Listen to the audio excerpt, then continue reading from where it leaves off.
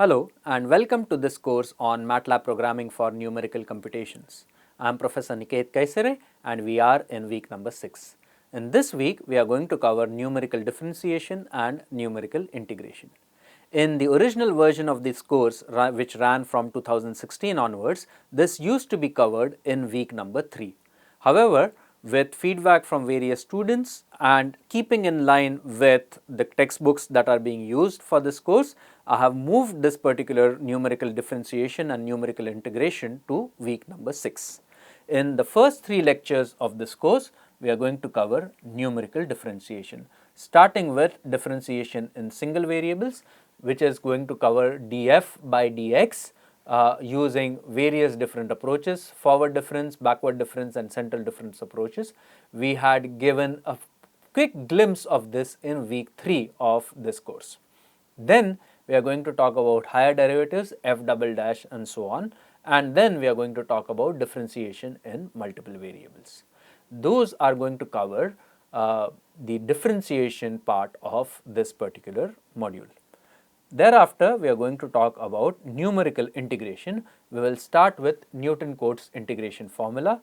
You might be aware of rules called trapezoidal rule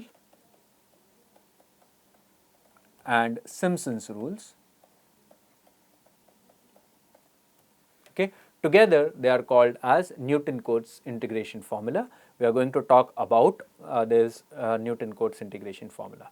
Then we will talk about multiple applications of the trapezoidal rule, wherein instead of dividing a particular zone in one single a particular interval in one single zone, we are going to divide it into multiple zones and do an overall integration using trapezoidal rule in order to improve its accuracy.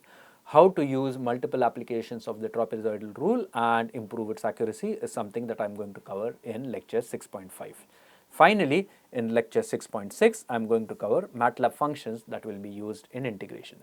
Specifically, I am going to cover the trap z, which is going to be used for using trapezoidal rule, and I am going to use the function quad. Okay.